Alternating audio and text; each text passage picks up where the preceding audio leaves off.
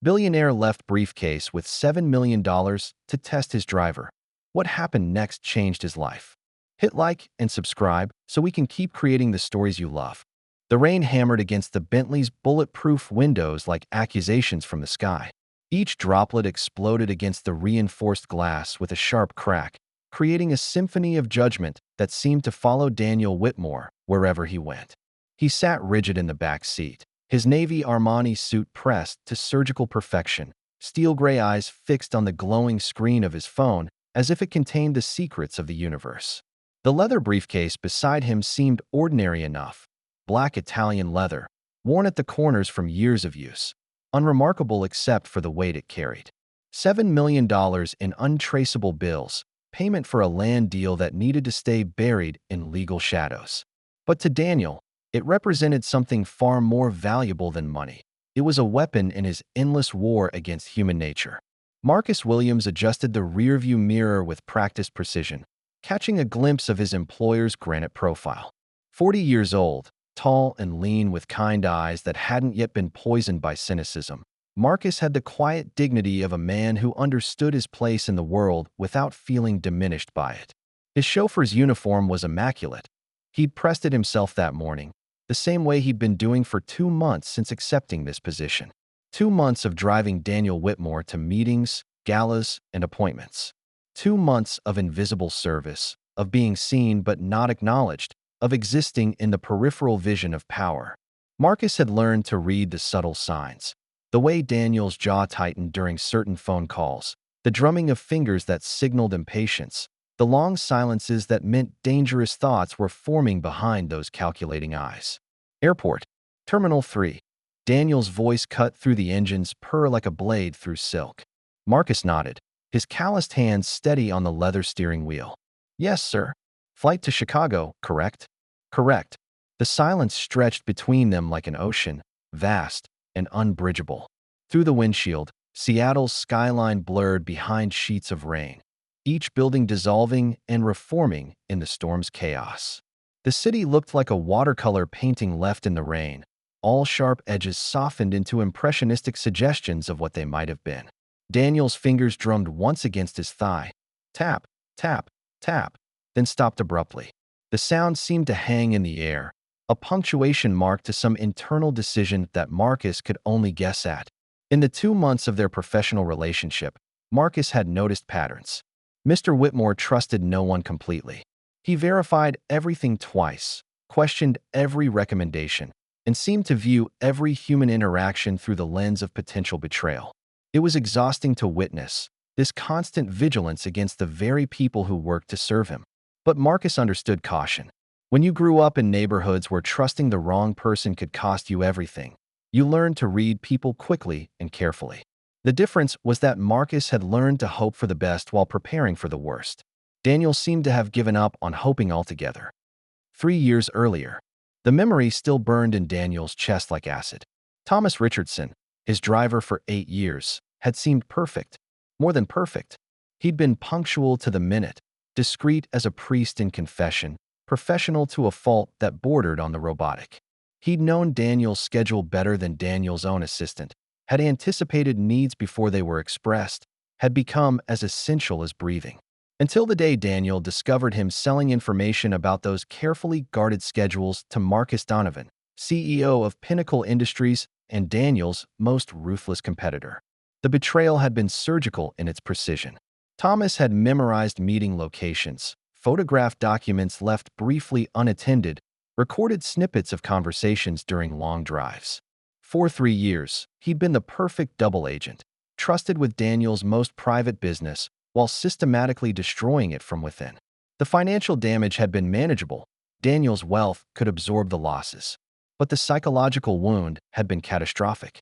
If he couldn't trust the man who sat 3 feet away during his most confidential phone calls, who drove him to secret meetings and clandestine negotiations, then who could he trust? The answer had crystallized with painful clarity: nobody. Since then, Daniel had implemented a systematic approach to human resources. Every employee, from the lowliest janitor to the highest-paid executive, underwent not just background checks, but active testing. He'd leave cash in obvious places, create scenarios that revealed character under pressure, engineer situations that exposed the true nature beneath professional facades. The housekeeper, Mrs. Martinez, had seemed grandmotherly and honest until she found an envelope containing $5,000 accidentally left on Daniel's desk. She'd pocketed it without hesitation. Gone within the hour. The security guard, Thompson, had discovered Daniel's lost Rolex, a $20,000 submariner, in the break room. Instead of returning it, he'd sold it online within a week. Fired and prosecuted. The personal trainer, Bradley, had been caught photographing Daniel's home gym with particular attention to the safe behind the weight rack. Terminated and banned from the premises. Each test confirmed what Daniel already knew. Everyone had a price. Everyone had a weakness. Everyone would eventually reveal their true nature when temptation was strong enough. Everyone except Marcus. So far. Back to present day. The Bentley glided through downtown Seattle traffic like a shark through dark waters, its heated seats a stark contrast to the storm raging outside. Marcus navigated the congestion with the skill of someone who'd spent years learning the city's moods and rhythms. He'd driven for wealthy clients before, but none quite like Daniel Whitmore. Most of his previous employers had treated him like expensive furniture, useful, well-maintained, but ultimately forgettable. Daniel treated him like a potential threat, which was somehow both more insulting and more honest. At least there were no illusions about their relationship. Marcus had been driving for Daniel Whitmore for exactly 2 months and 3 days, a careful, measured trial period that felt more like an extended job interview than actual employment. The pay was excellent, the hours reasonable, and the work itself was simple enough. But there was an undercurrent of tension that made every interaction feel like a test he wasn't sure he was passing. Daniel's phone buzzed, the sound sharp in the confined space. He glanced at the screen, and Marcus caught sight of the name, Victor Castellano, in the rearview mirror. Board meeting moved to Thursday. Big news. Daniel read the text aloud, though Marcus wasn't sure if it was intentional or just a habit of a man used to thinking out loud. Victor Castellano. Marcus had heard the name mentioned often enough to know it carried weight in Daniel's world. Business partner, old friend, someone who'd earned that rarest of commodities in Daniel's life, trust. If Daniel Whitmore trusted anyone on this earth, it seemed to be Victor Castellano. The briefcase beside Daniel seemed to pulse with importance, its black leather surface reflecting the city lights streaming past. Marcus had noticed it before. Daniel carried it to certain meetings, always keeping it within arm's reach, always maintaining physical contact as if it contained the crown jewels. An idea was forming in Daniel's mind. Marcus could sense it. The same way predators sensed fear, Marcus had developed an ability to sense the calculating mood that preceded Daniel's tests. He'd seen hints of it before, the way Daniel would leave his phone unattended or drop a business card from an important contact, small temptations designed to reveal character. But this felt different, bigger. The airport approach materialized through the storm, its lights cutting through the darkness like beacons. Marcus had made this drive dozens of times, knew every turn and traffic pattern, could navigate it blindfolded. But today felt significant in a way he couldn't quite articulate. Terminal 3, sir, Marcus announced, pulling smoothly to the curb under the departure zone's protective overhang. The sound of the rain was muffled here, but still present, still insistent. Daniel gathered his phone and travel bag with mechanical efficiency, movements practiced from years of business travel. He paused for just a moment, hand resting on the briefcase's handle, then seemed to make a decision. The briefcase stayed on the seat. "I'll be back Sunday evening," Daniel said, stepping out into the controlled chaos of airport departures. Travelers rushed past with luggage and anxiety, each absorbed in their own urgent missions. "Keep the car ready." And Marcus? "Yes, sir. Take care of everything while I'm gone." The words carried weight beyond their surface meaning. Daniel's gray eyes held Marcus's for a moment in the rearview mirror, and Marcus felt the full force of a test beginning. Not a question or an assignment, but a challenge that would define their relationship going forward. "Of course, sir." Daniel didn't look back as he walked into the terminal. He never did. But the briefcase remained, sitting on the back seat like a loaded gun, waiting for Marcus to discover what $7 million in untraceable bills could reveal about the human soul. Marcus sat in the airport's short-term parking garage, engine idling, watching raindrops race down the windshield like tears. The storm showed no signs of abating. If anything, it seemed to be intensifying, each gust of wind rocking the heavy sedan with surprising force. Mr. Whitmore's flight to Chicago had departed 37 minutes ago, right on schedule, and now came the familiar routine.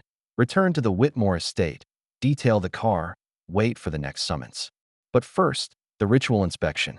Daniel Whitmore was a man of specific habits, and one of those habits was leaving small items behind. Not intentionally, or so it had seemed until today, but consistently enough that Marcus had learned to check thoroughly before leaving any location. Coffee cups from morning meetings, newspapers folded to specific articles, sometimes even important documents that needed to be delivered to the office. Marcus reached into the back seat to gather any forgotten items, his hand brushing against smooth leather. The briefcase. He stared at it for a long moment, mind racing through possibilities. In 2 months of driving for Daniel Whitmore, he'd never seen the man forget anything significant. Not a phone, not a wallet, not even a pen that cost more than most people made in a week. Daniel was methodical to a fault, possessed of a memory that seemed to catalog every detail of every interaction. This wasn't an accident. Marcus's phone buzzed against his chest, the vibration making him jump. A text from Elena, his wife of 17 years. Doctor moved appointment to tomorrow. Insurance coverage still unclear. Love you. He closed his eyes, feeling the familiar weight of worry settle on his shoulders like a lead blanket. Elena's treatments were draining their savings faster than water through a broken dam. Each month brought new expenses, new procedures, new hopes followed by new disappointments as their insurance company found increasingly creative ways to deny coverage. The experimental therapy Dr. Peterson had recommended showed promise, real promise, but the cost was staggering. $50,000 for the first month alone, with no guarantee of success or coverage. They'd already emptied their savings account, cashed out Marcus's modest 401k, even sold Elena's wedding ring to a pawn shop downtown. And now their daughter Sarah's college acceptance letter sat on their kitchen table like a beautiful, impossible dream. Full academic scholarship to pre-med at the University of Washington, but scholarships didn't cover living expenses, textbooks, lab fees, or the 1,000 small costs that added up to more than Marcus made in a year driving for wealthy men who wouldn't notice if he disappeared tomorrow. With hands that weren't quite steady, Marcus lifted the briefcase onto his lap. The weight surprised him, substantial, dense, the kind of weight that meant something important lived inside. The leather was soft and expensive, worn smooth by years of handling, and the brass latches gleamed even in the parking garage's harsh fluorescent light. The latches clicked open with a sound like breaking bones, sharp and final in the sedan's quiet interior. Marcus's breath caught in his throat, the sound harsh and sudden. Stacks of $100 bills filled the case, bound with rubber bands and organized with military precision. More money than he'd ever seen in one place. More money than he'd thought existed outside of banks and movies. The bills were crisp and new, smelling of ink and possibility and the kind of power that could reshape a life in an instant. His hands trembled as he lifted one stack, thumb rifling through the edges. Real money. More money than he'd earn in a lifetime of driving, of early mornings and late nights, of yes sirs and no sirs, and invisible service to people who measured their worth in dollars and their success in the suffering of others. His phone buzzed again. Another text from Elena. Marcus, are you okay? You've seemed so worried lately. I know you're trying to hide it, but I can tell. He was always worried. About her pain, which she bore with a grace that broke his heart daily. About Sarah's future, which hung in the balance of financial decisions they couldn't afford to make. About the stack of medical bills hidden in his desk drawer at home, each one a reminder of their powerlessness against the machinery of American healthcare. About the way Elena smiled and pretended she felt fine when he knew she could barely stand some mornings, the way she tried to cook dinner with hands that shook from medication side effects, the way she'd started giving away her belongings to Sarah for when you're older and want to remember your mother properly. The money seemed to glow in the overhead light, each bill a solution to a problem that had seemed insurmountable just moments before. $7 million. He counted quickly, his mind automatically calculating what it could mean. Elena's treatments paid in full, Sarah's education secured, A new house somewhere with clean air and a garden where Elena could recover in peace. A chance at a future that didn't involve choosing between his wife's life and his daughter's dreams. Marcus closed the briefcase with shaking hands, the latches clicking shut like prison doors. But prison for whom? The money, locked away from those who needed it most? Or himself, trapped by a morality that demanded he choose principle over survival? Outside, the storm raged on, indifferent to the moral crisis unfolding in Terminal 3's parking garage. 12 miles away, in a sterile room lined with monitors showing feeds from every corner of the Whitmore empire, head of security James Crawford watched the drama unfold on screen 14. He'd been with Daniel for 6 years, ever since the Thomas Richardson incident, and he'd seen this movie play out more times than he cared to count. The briefcase test was Daniel's favorite, and Crawford understood why. Money was the purest temptation, the most honest corruption. It stripped away pretense and revealed character with mathematical precision. You either took it or you didn't. You were either trustworthy or you weren't. Binary. Clean. No room for interpretation or excuse. Crawford had installed the surveillance system in Daniel's personal vehicles after the Richardson betrayal.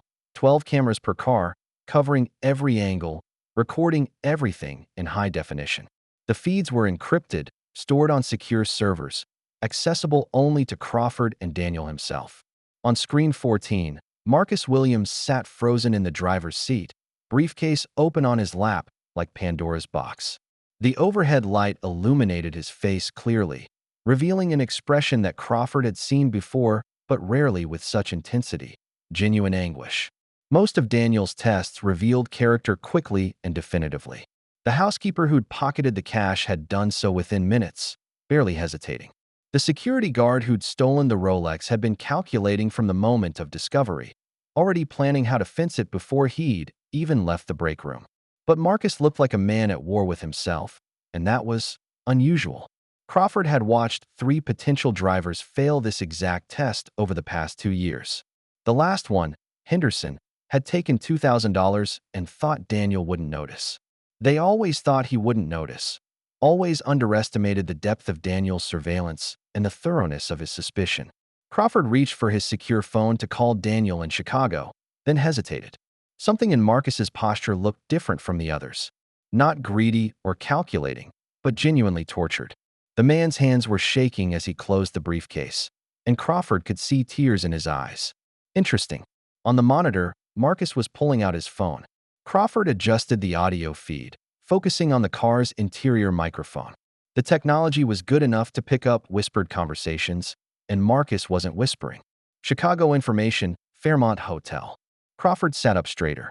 This was new. None of the other candidates had tried to contact Daniel directly. They'd either taken the money and run, or left it untouched and waited for instructions. Direct contact suggested a level of integrity that Crawford hadn't seen before, or a very sophisticated plan to cover theft with a show of honesty. Either way, Daniel needed to know immediately.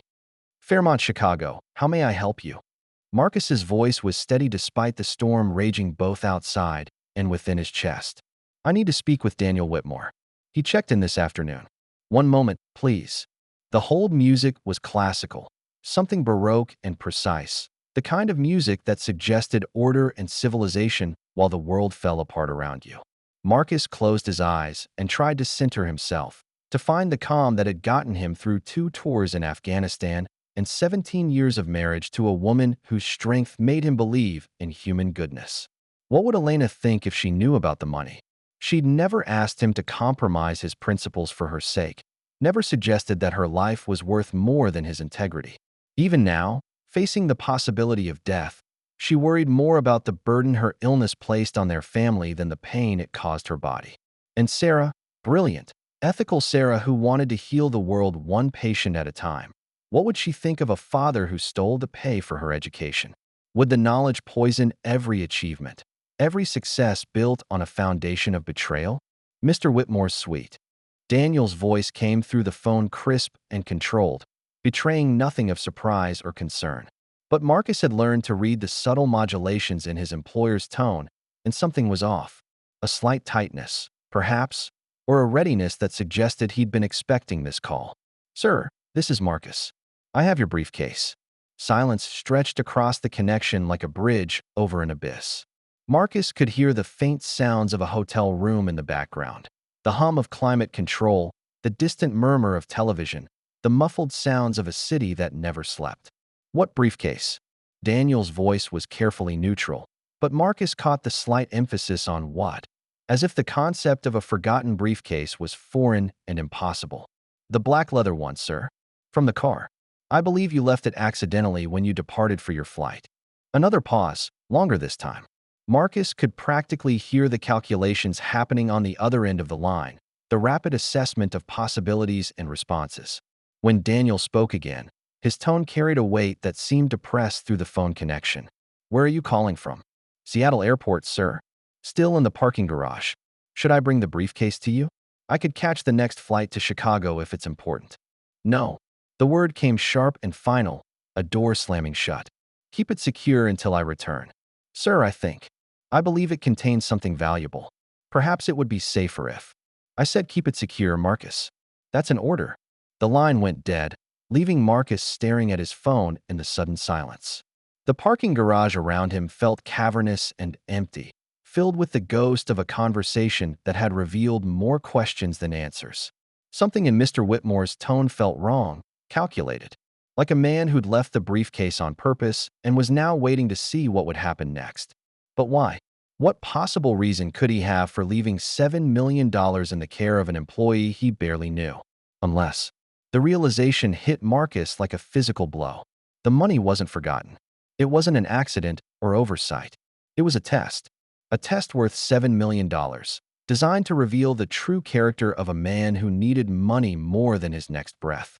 Marcus sat in the parking garage for another 20 minutes, briefcase beside him like a sleeping predator, mind racing through the implications. How long had Daniel been planning this? How much did he know about Elena's condition, about Sarah's dreams, about the financial pressures that kept Marcus awake at night? Everything, probably. Men like Daniel Whitmore didn't leave $7 million to chance. They gathered information, analyzed weaknesses, and then exploited them with surgical precision. But even knowing it was a test didn't make the moral calculus any simpler.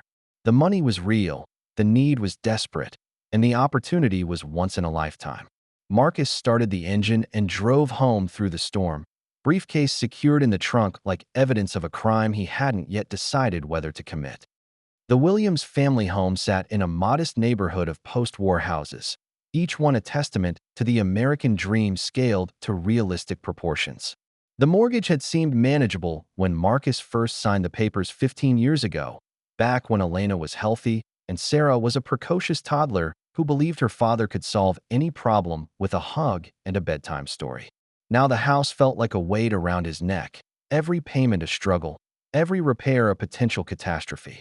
But it was home, the place where Sarah had taken her first steps, where Elena had planted the rose garden that still bloomed every spring, where family photos tracked the progression from hopeful young couple to battle-scarred veterans of life's casual cruelties. Elena was at the kitchen table when Marcus arrived, medical bills spread before her like tarot cards predicting a grim future. At 45, she still carried traces of the beauty that had first captured his attention across a crowded room at Fort Lewis. But illness had carved hollows in her cheeks and painted shadows under her eyes that no amount of rest could erase. How much this time? Marcus asked, kissing the top of her head and breathing in the familiar scent of her shampoo mixed with the metallic tang of her medications. $15,000 for the next round of treatment. Her voice carried the weight of defeat, the sound of someone who'd fought the same battle too many times to believe in victory. Insurance denied it again. Experimental, they said. Not enough clinical data. The words hit like individual punches, each one finding a tender spot. $15,000. More than Marcus made in 3 months, due in 2 weeks if Elena was going to continue the therapy that might buy them more time together. Sarah looked up from her homework, textbooks and notes scattered across the coffee table in organized chaos. At 18, she carried herself with a maturity that broke Marcus's heart. No teenager should have to think about medical bills and family finances, but Sarah had been forced to grow up fast, to understand that dreams were luxuries her family couldn't afford. "Dad, I've been thinking more about what we discussed," she said. carefully not meeting his eyes. Maybe I should take a gap year. Work full-time, save money for mom's treatments. College can wait. No. The word came out harder than Marcus intended, sharp with the frustration of a man who'd spent months watching his family's dreams crumble. You're not postponing your education.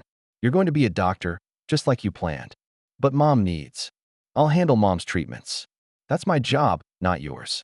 Elena reached across the table and took his hand, her fingers thin but still strong. Marcus, sweetheart, we need to be realistic. We can't afford both my treatments and Sarah's education. The numbers don't work, no matter how we arrange them. I said I'll handle it. But even as he spoke the words, Marcus felt their hollowness. Handle it how? With what money? Their savings were gone, their credit maxed out, their home already mortgaged to its limit. He was drowning in good intentions and empty promises, watching the two most important people in his world suffer because he couldn't provide what they needed. That night, after Elena had gone to bed early, she always went to bed early now, exhaustion her constant companion, Marcus sat in his small home office surrounded by the debris of their financial collapse. Medical bills stacked inches high, insurance denial letters, Sarah's college acceptance packet with its bright promises and hidden costs. The briefcase sat in the corner like an accusation, its presence filling the room with possibility and temptation in equal measure. Marcus opened it again, just to be sure it was real. $7 million in crisp hundreds, more money than he'd see in 3 lifetimes of honest work. Enough to save Elena, to send Sarah to medical school, to buy a house with a garden where his wife could recover in peace and dignity. All he had to do was take it. His phone showed 17 missed calls from Daniel's office, each one a reminder that his employer was monitoring the situation closely. The assistant's voicemails were professionally neutral but increasingly urgent. Mr. Whitmore asks that you keep the briefcase secure until his return. Please confirm receipt of this message. Keep it secure. Not return it immediately or deliver it to my office. Keep it secure, as if Marcus had become a temporary guardian of something precious, or a participant in a psychological experiment designed to measure the precise breaking point of human morality.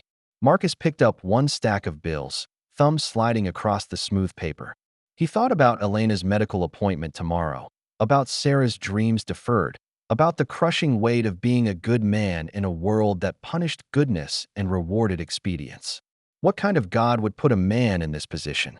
What kind of universe demanded that he choose between his family's survival and his own integrity? But even as the questions formed, Marcus knew they were the wrong questions. The real question was simpler and more brutal. What kind of man was he willing to become to save the people he loved? He closed the briefcase and carried it to his bedroom closet, hiding it behind winter clothes that smelled of cedar and better times. $7 million, close enough to touch, as distant as the moon. The call came at 5:47 a.m., Elena's voice tight with pain and fear cutting through the darkness like a blade. Marcus, I need to go to the hospital. Something's wrong. The emergency room at Harborview Medical Center was a circle of hell that Dante had somehow overlooked. Fluorescent-lit chaos where hope and despair collided in an endless cycle of human suffering. Marcus had become a reluctant expert in its rhythms over the past months, could navigate its bureaucracy and decode its medical argot with the skill of someone who'd been forced to learn a language he'd never wanted to speak. Elena lay on a gurney in Base 7, face gray and drawn, her breathing shallow and labored. The monitors around her painted electronic portraits of a body under siege, each beep and flash a reminder of mortality's relentless advance. The treatment isn't working, Dr. Peterson explained after what felt like hours of tests and consultations. Her voice was professionally compassionate but clinically honest, the tone of someone who'd delivered too many diagnoses that began with apologies. In fact, her body appears to be rejecting the current therapy. We're seeing accelerated progression of the disease. The words hit Marcus like physical blows, each syllable finding its target with cruel precision. He sank into the plastic chair beside Elena's bed, calculations spinning through his head in desperate spirals. If the current treatment wasn't working, if they needed to try something else, something more aggressive. What are our options? He asked, though part of him already knew the answer would be measured in dollars they didn't have. There's an experimental protocol being tested at Johns Hopkins. Very promising preliminary results, but it's not covered by insurance. The pharmaceutical company is charging full research costs to offset development expenses. Marcus felt his world contracting to a single point of brutal mathematics. How much? $50,000 for the first month. If she responds well, it could extend to 6 months or more of treatment. The number settled in his chest like lead. $50,000. $300,000 total if the treatment continued for its full course. More money than Marcus would make in 5 years of driving. More than their house was worth. More than existed in any account they could access through legal means. But existing in a briefcase hidden in his bedroom closet, waiting for him to make a choice that would define the rest of his life. Dad. Sarah appeared at his elbow, having driven straight from her part-time job at a bookstore downtown. Her face was pale but determined, and Marcus saw Elena's strength reflected in their daughter's features. I heard about the new treatment. I've been researching it online. Of course she had. Sarah approached every problem with the methodical intelligence that would make her a brilliant doctor someday, if they could find a way to pay for her education. The success rates are encouraging, she continued, pulling out her phone to show him charts and statistics that blurred before his exhausted eyes. 60% response rate in stage 3 cases like Mom's. If we could get the funding. We don't have the funding, Marcus said quietly. Sarah's composure cracked slightly. The briefcase, she whispered, glancing around to make sure no one could overhear. Dad, I saw it when I was getting blankets from your closet. That's a lot of money. Marcus looked at his daughter, 18 years old, brilliant beyond her years, facing the possible loss of her mother and the collapse of her own dreams. That money doesn't belong to us, Sarah. But if it could save Mom. It's not ours, he repeated, the words feeling like stones in his mouth. Taking it would be stealing, no matter how good our reasons. Sarah nodded slowly, tears threatening but not quite falling. At 18, she understood honor in a way that most adults had forgotten, but she also understood desperation in a way no teenager should have to learn. I know, Dad. I know you're a good man. I don't want to lose her. Marcus pulled his daughter close, feeling her trembling against his chest. Through the emergency room's windows, he could see dawn breaking over Seattle, painting the sky in shades of hope and regret. Somewhere across the city, in a briefcase hidden in his closet, $7 million waited for him to choose between his principles and his family's survival. The choice should have been simple. The fact that it wasn't was perhaps the most damning indictment of all. Crawford called Daniel every 3 hours with updates, his reports clinical and precise. The briefcase remained in Marcus Williams' possession, moved from the car to his home, but otherwise undisturbed. No bills missing, no attempts to access banking or travel services, no signs of the typical behavior patterns that preceded theft. His wife was hospitalized this morning, Crawford reported during the noon check-in. Emergency room, looks serious. The daughter drove down from her job to meet them. Daniel felt something twist in his chest, not quite guilt, but a recognition that real lives hung in the balance of his psychological experiment. What's his financial situation? Catastrophic, Crawford said without hesitation. Wife's medical bills have drained everything. There may be 2 months from losing the house. The daughter gave up her college plans to work and help with expenses. Daniel stared out his Chicago hotel window at the lake beyond, its surface gray and choppy under storm clouds that seemed to follow him everywhere. Keep watching. Sir, if I may. The man's desperate. If you're waiting for him to break, this might push him over the edge. Everyone breaks eventually, Daniel said, ending the call before Crawford could respond. But even as he spoke the words, Daniel felt their weight differently than he had before. Everyone broke. But what if breaking meant something other than what he'd always assumed?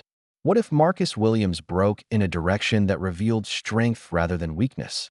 The thought was uncomfortable, challenging assumptions Daniel had spent years hardening into unshakable truths.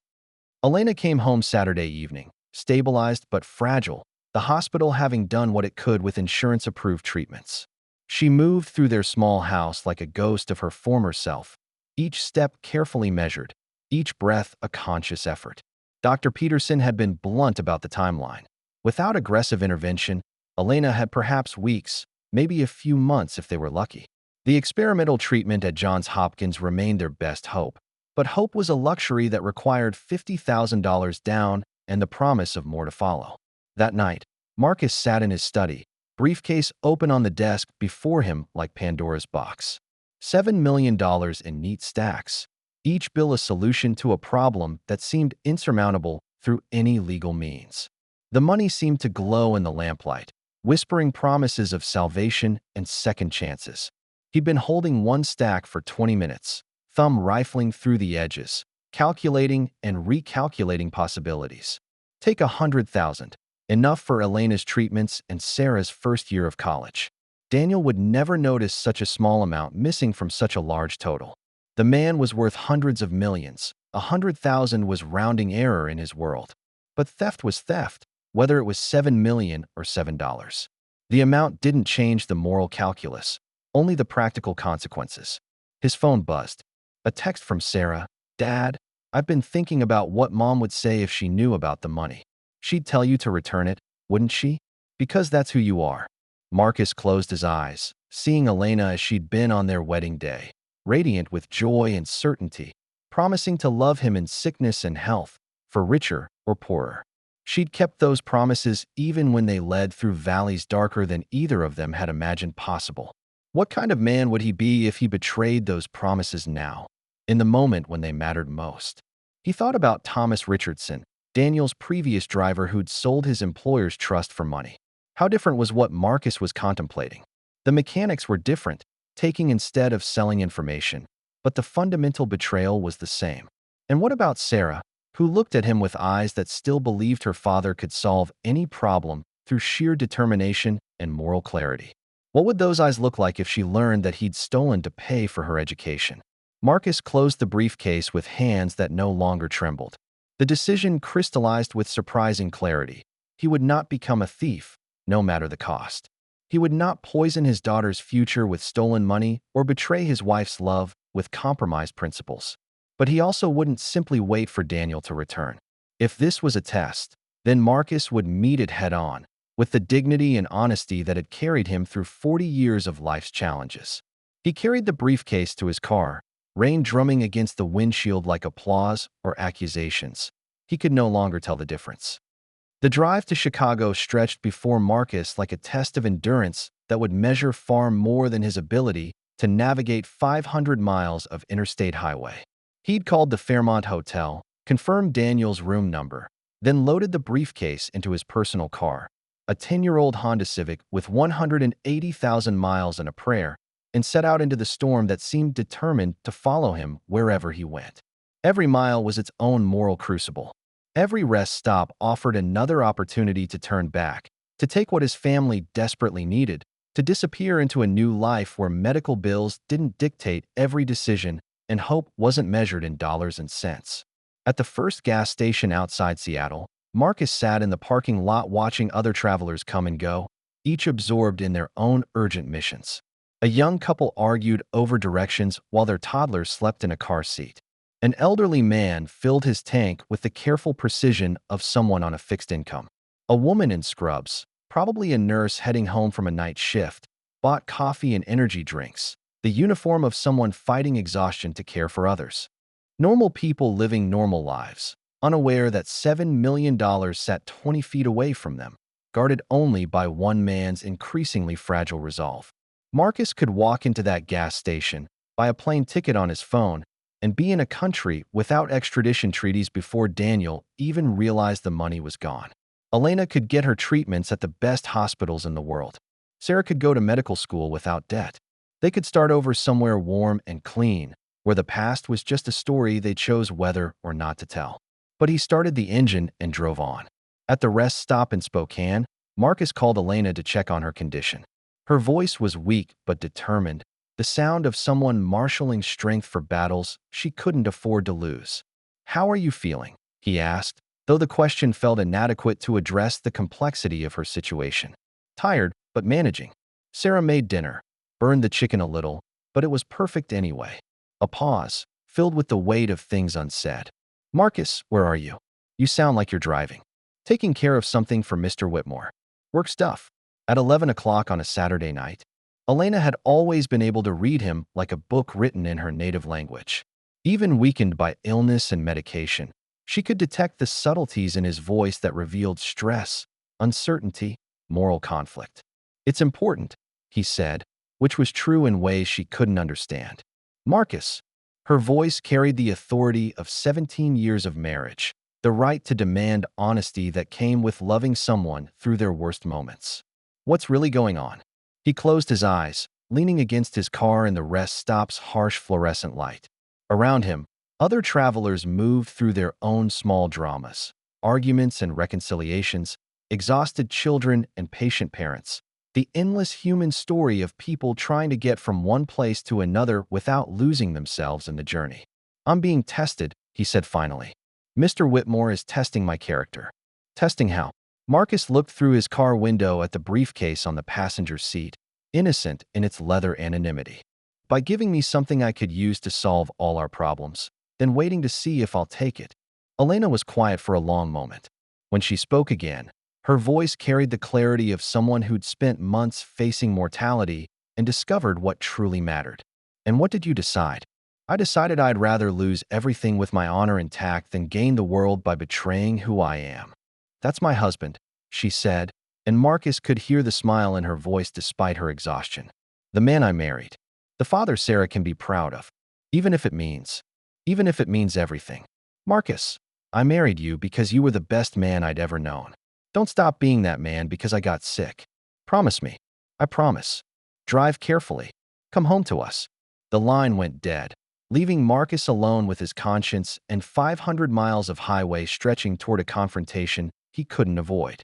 He drove through the night, radio playing softly to keep him awake, briefcase beside him like a passenger who never spoke but whose presence filled the car with tension. The storm followed him across 2 states, rain hammering his windshield like judgment from above, each mile marker counting down toward a reckoning that would define the rest of his life. At 3 a.m., somewhere in Montana, Marcus pulled into a truck stop to refuel and clear his head. The parking lot was full of long-haul drivers grabbing rest between destinations, their rigs humming with diesel engines and accumulated miles. Inside the convenience store, he bought coffee that tasted like regret and a sandwich that turned to cardboard in his mouth. "Long drive?"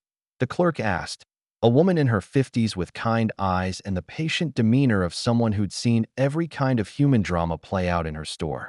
"Very long," Marcus confirmed. "Where you headed?" "Chicago. Got to return something that doesn't belong to me." The woman nodded as if this made perfect sense, as if people drove through storms at 3 in the morning to return borrowed items all the time. "Must be pretty important." "More important than I realized when I started." Marcus drove on through the pre-dawn darkness, his Honda's headlights cutting through the gloom like twin beams of determination. The briefcase sat silently beside him, its presence both burden and beacon, leading him toward a truth he wasn't sure he was ready to face. By the time he reached the outskirts of Chicago, dawn was breaking over the city's skyline, painting the sky in shades of hope and uncertainty. The storm was finally breaking, rain tapering to a light drizzle that seemed almost gentle after hours of driving through nature's fury. The Fairmont Hotel rose before him like a monument to wealth and power, its glass facade reflecting the morning light with casual arrogance. Valet attendants in crisp uniforms waited to park cars that cost more than most people made in a year, their faces professionally neutral as they assessed the worthiness of arriving guests. Marcus pulled up to the entrance in his aging Honda, briefcase in hand, dignity wrapped around him like armor. The valet's expression flickered with barely concealed disdain. A middle-aged black man in casual clothes arriving at a 5-star hotel at dawn didn't fit their usual demographic. But Marcus met his eyes steadily. "I'm here to see Daniel Whitmore," he said simply. The lobby of the Fairmont Chicago was a testament to understated luxury, all marble and mahogany and crystal chandeliers that whispered rather than shouted about the wealth they illuminated. At 6 a.m. on a Sunday morning, it held the hushed quality of a cathedral, with only a skeleton crew of staff and a few early rising guests moving through its polished spaces. Marcus felt profoundly out of place, his travel-wrinkled clothes and 5 o'clock shadow marking him as someone who belonged in the service entrance rather than the main lobby. But he carried the briefcase with purpose, letting its obvious value serve as his passport to respectability. The night desk clerk, a young man with perfect posture and eyes that had been trained to assess worth at a glance, looked skeptical when Marcus approached. "I need to see Daniel Whitmore," Marcus said, voice steady despite the exhaustion that weighed on his shoulders like a physical burden. "Sir, it's 6 in the morning. Mr. Whitmore is not expecting visitors, and our policy." Marcus set the briefcase on the marble counter with a soft thud that carried surprising authority. "Tell Mr. Whitmore that Marcus Williams is here with his property. He'll understand." 20 minutes of phone calls and verification later. A complex dance of protocols and permissions that revealed just how carefully Daniel's privacy was guarded. Marcus found himself in an elevator ascending to the penthouse level. The briefcase felt heavier with each floor, its weight seeming to increase with altitude and proximity to the reckoning that awaited. The elevator opened onto a private foyer with a single door marked only by a discreet brass number. Marcus knocked twice, sharp, businesslike raps that announced his presence without apology. Daniel opened the door immediately, as if he'd been waiting just inside. Despite the early hour, he was impeccably dressed in charcoal slacks and a white dress shirt, his silver hair styled to perfection. Only his eyes betrayed any emotion, a flicker of something that might have been surprise, or perhaps disappointment. "You drove through the night," Daniel observed, stepping aside to gesture Marcus into the suite. "Yes, sir. 500 miles in a storm." The briefcase seemed important. The penthouse suite was everything Marcus had expected, floor-to-ceiling windows revealing Chicago's awakening skyline, furniture that probably cost more than his annual salary, artwork that whispered of European auctions and investment-grade aesthetics. It was a space designed to intimidate, to remind visitors of their place in the hierarchy of wealth and power. But Marcus had spent 2 tours in Afghanistan dodging bullets and IEDs. A fancy hotel room, however expensive, couldn't shake the composure he'd earned through genuinely life-threatening experiences. "Please sit," Daniel said, gesturing toward a leather chair that probably cost more than Marcus's car. Marcus remained standing, briefcase in hand like a shield against the room's overwhelming luxury. "I'd rather get this done, sir. It's been a long night." Daniel's lips curved in something that might have been a smile. "Set it on the table. Open it." Marcus placed the briefcase on the glass coffee table with careful precision and clicked open the latches. The money lay exactly as he'd found it 3 days ago, $7 million in perfect, untouched stacks that seemed to glow under the suite's recessed lighting. Daniel didn't count it, didn't even look closely. His eyes remained fixed on Marcus's face, studying his expression with the intensity of a scientist observing a particularly interesting specimen. "You could have taken some," Daniel said quietly. "Just enough for your wife's treatment. 100,000, maybe 200. Who would have known?" The words landed like physical blows, each syllable precisely aimed to cause maximum damage. Marcus felt heat rise in his cheeks, understanding flooding through him like ice water in his veins. "You left it on purpose." "Of course I left it on purpose. It was a test." The words came out flat, empty of emotion because emotion would have led to something uglier than either man was prepared for at 6 in the morning. "Everything is a test, Marcus." Daniel's voice carried the weight of years of disappointment, of hopes crushed and trust betrayed. Every interaction, every opportunity, every moment of temptation. People either pass or they fail. Daniel moved to the window, hands clasped behind his back as he gazed out at the city below. Most fail. They take what they want and justify it later with sob stories about need and desperation. They think their circumstances excuse their choices. Marcus stood slowly, dignity wrapping around him like a cloak woven from 40 years of consistent character. "My wife is dying, Mr. Whitmore. I know. My daughter had to give up her dreams to help pay medical bills. I know that too. You know this, and you still thought it would be entertaining to wave $7 million in my face like I'm some kind of laboratory rat." The words came out controlled but loaded with quiet fury. "This isn't a game. These are people's lives. Real lives, not numbers on your balance sheet or variables in your psychological experiments." For the first time since Marcus had known him, Daniel's composed mask slipped. Something flickered behind those steel-gray eyes. Surprise, perhaps, or maybe a recognition of truth he'd been avoiding. Marcus continued, voice shaking with controlled emotion. "You want to know why I didn't take your money? Not because I'm not desperate. Not because I don't need it more than my next breath. But because my daughter is watching me. My dying wife is watching me. And I'd rather lose everything with my integrity intact than gain the world by betraying who I am. The suite fell silent except for the distant sounds of Chicago awakening 15 floors below. Daniel stared at this man who'd driven 500 miles through a storm to return money he desperately needed, who'd chosen honor over survival when survival was literally a matter of life and death. You know what the real tragedy is? Marcus's voice dropped to barely above a whisper. You're so afraid of being betrayed that you've forgotten what loyalty actually looks like. Loyalty isn't something you buy with tests and manipulation. It's something you earn through respect, through trust, through treating people like human beings instead of potential threats. Daniel felt something crack inside his chest, a fault line he'd spent years reinforcing with cynicism and careful control. When was the last time someone had spoken to him with such brutal honesty? When was the last time someone had looked past his wealth and power to address the man underneath?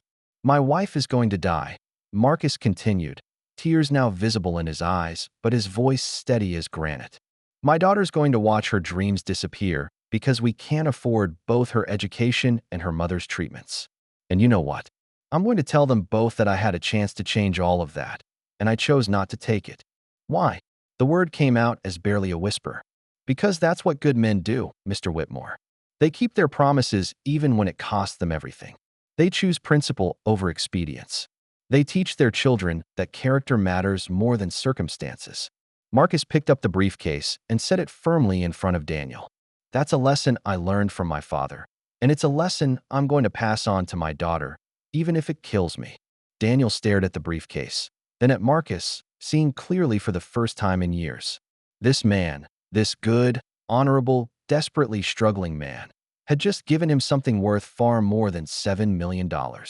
He'd given him a mirror that reflected the person Daniel had become, and the view was uglier than he'd imagined possible. You're fired, Daniel said quietly.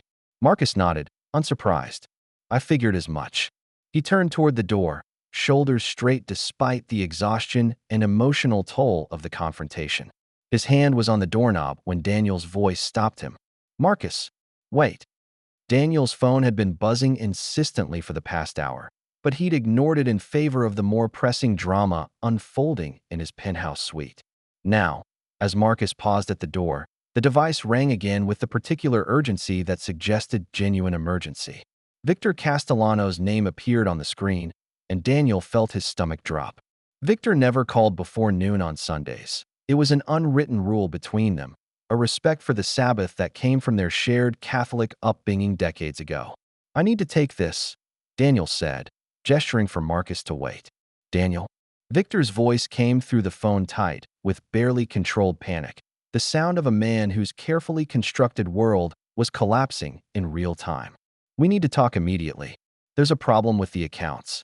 What kind of problem? But even as Daniel asked the question, he felt the familiar chill of betrayal beginning to creep up his spine. The kind that involves federal investigators and $12 million in missing funds.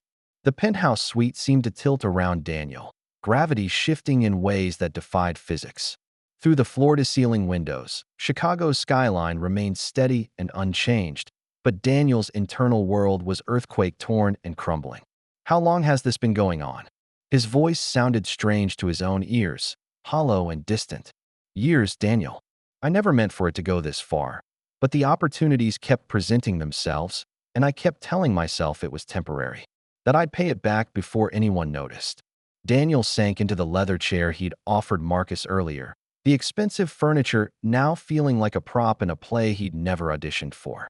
Victor, his oldest friend, his most trusted partner, the man who'd stood as best man at his wedding 20 years ago, had been systematically stealing from their shared business empire. The FBI raided my house an hour ago, Victor continued, his voice breaking with each word. They have everything, Daniel. Bank records, offshore accounts, shell companies I used to hide the transfers. I'm sorry. God, I'm so sorry. The line went dead, leaving Daniel staring at his phone as if it were an artifact from an alien civilization. In the silence that followed, Marcus cleared his throat softly. Sir?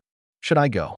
Daniel looked up at this man who'd just driven 500 miles to return money he desperately needed, then at the briefcase containing $7 million that had been intended as a test of character. The irony was so perfect, so brutally precise, that it felt like cosmic justice. While he'd been testing Marcus Williams, a good man who would drive through a storm to return what wasn't his closest friend and business partner had been stealing twice that amount from their shared company. While he'd been setting traps for an honest man's integrity, the person he trusted most in the world had been proving that sometimes the people you trust most are the ones who hurt you worst. 20 years, Daniel said to no one in particular. 20 years of partnership, and he was robbing me blind the entire time. Marcus moved back into the room, his expression shifting from resignation to something approaching compassion. Mr. Whitmore, I'm sorry for your loss. My loss. When someone you trust betrays you, it's like a death. You mourn not just what was taken, but what you thought you had. Marcus's voice carried the weight of someone who'd experienced genuine loss, who understood that grief came in many forms. I saw it in Afghanistan. Soldiers who discovered their battle buddies were selling equipment to insurgents. The betrayal hurt worse than enemy fire because at least the enemy was honest about wanting to destroy you. Daniel stared at this man who'd just compared his situation to combat betrayal, who'd found a way to understand pain he'd never experienced through pain he'd survived. You're offering comfort to someone who just humiliated you with a psychological test. Everyone needs comfort sometimes, Marcus said simply. Even people who've forgotten how to ask for it. The words hit Daniel like a physical blow, stripping away years of careful defenses in a single moment of unexpected grace. When was the last time someone had offered him comfort without wanting something in return? When was the last time someone had looked past his wealth and power to see the wounded man underneath?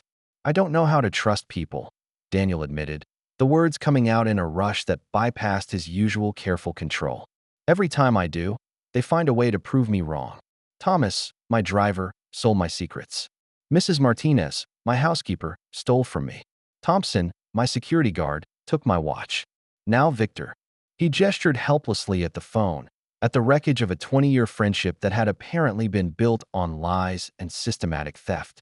So I test everyone. I create situations that reveal character under pressure, because I'd rather be disappointed by someone's failure than surprised by their betrayal. Daniel's voice cracked slightly. But you know what the real joke is? While I was testing you, a man who drove 500 miles to return money he needed more than air, my closest friend was proving that all my paranoia was justified. Marcus sat down across from Daniel, the expensive coffee table and $7 million between them like a barrier that no longer seemed relevant. May I tell you something, Mr. Whitmore? Daniel. And yes, my father was a master sergeant in the Army, served 3 tours in Vietnam, saw things that changed him in ways my mother spent 40 years trying to heal. When I joined up, he gave me one piece of advice. Son, you can't control what other people do, but you can control how you respond to what they do. Marcus leaned forward slightly, his dark eyes holding Daniel's attention with quiet intensity. You've been so focused on protecting yourself from bad people that you've forgotten good people exist. You've built walls so high that even honest folks can't climb over them. And what if they're all bad people? What if trust is just another word for stupidity? Then you die alone, convinced you were right, having never experienced the joy of genuine human connection. Marcus's voice was gentle but uncompromising. My wife is dying, Mr. Whitmore. Daniel, in a few months, maybe weeks, I'm going to lose the person who taught me what unconditional love looks like. And you know what I've learned watching her face death?